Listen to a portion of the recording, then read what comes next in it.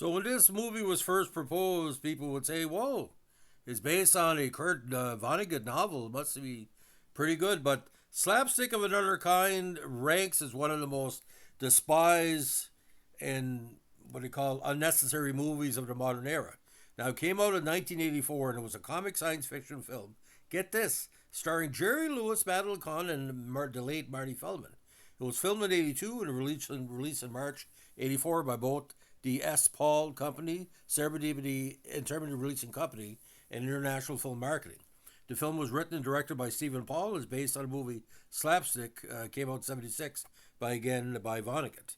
Now, in this one, the People's Republic of China is severing relations with all other nations. They have mastered the art of miniaturization and have shrunk all their people to the height of 2 inches.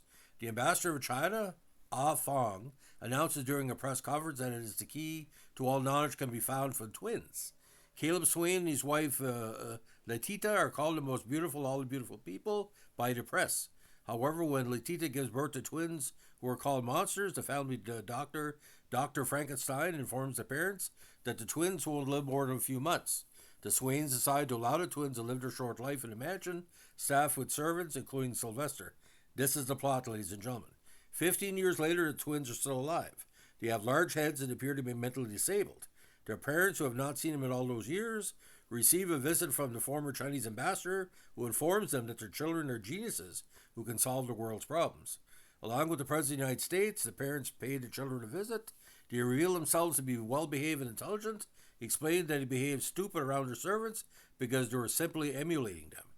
A series of tests revealed that it's a telepathic connection between the twins, and their intelligence is only functional when they are together.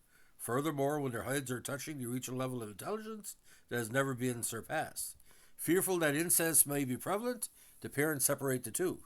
They become despondent without each other, and the Chinese ambassador appears again to order to seek each other out. Once united, a spaceship appears and reveals that are really aliens who were sent to Earth to solve all the planet's problems. However, their alien father reveals that Earth cannot handle their intelligence and returns them to their home world. Oh. With Jim Backus as the President of the United States, Merv Griffin plays an anchorman, and of course, Pat Morita as Ah Fong, the Chinese ambassador, and of course, the classic performance of Orson Welles as the voice of the Beaver. Now, this only made $4 million, and it was released in France before the States because Jerry Lewis was very popular at the time. Now, loosely based on the novel Slapstick or Lonesome No More by Kurt Vonnegut, director Stephen Paul had played Paul Ryan in a stage production of Vonnegut's Happy Birthday, Wanda June, and reprised the role in Mark Robson's film Adaptation. Paul's screenplay shifted away from the serious aspects of the novel and placed more emphasis on its humor, as well as excluding Vonnegut's view of groups as extended families, whose spiritual core is a common decency, and the importance of courtesy, kindness, and dignity. Vonnegut considered the novel to be his best work. Now, martial artist Peter Kwong made one of his earliest appearances in the film, playing an astronaut in a flying fortune cookie. Now, the film was released in Europe in '82, but did not see a U.S. release until March '84 at the Pacific's Pickwood Theater in L.A. It was released to cable as Slapstick. There are two different versions. The '82 version runs 84 minutes, and the '84 version runs 82 minutes. Lewis promoted the U.S. release on the March 4th '84 episode of Tonight Show starring Johnny Carson. Again, the reviews of this was terrible. Gene Siskel and Roger Ebert panned the film in their show at the movies. Siskel described it as the single worst movie of '84, saying it was shockingly bad, insensitive, cruel, boring, unfunny, and cheaply made. He summed up by proposing the film encyclopedias ought to have an entry called Bad Movie, and the illustration ought to be a still photo from Slapstick of Another Kind. The best thing that could ever happen in this film that it never be shown anywhere. Ebert concurred, describing the film as offensive, unsavory, and painful. However, Siskel and Ebert did not mention the film on their Works of '84 special show.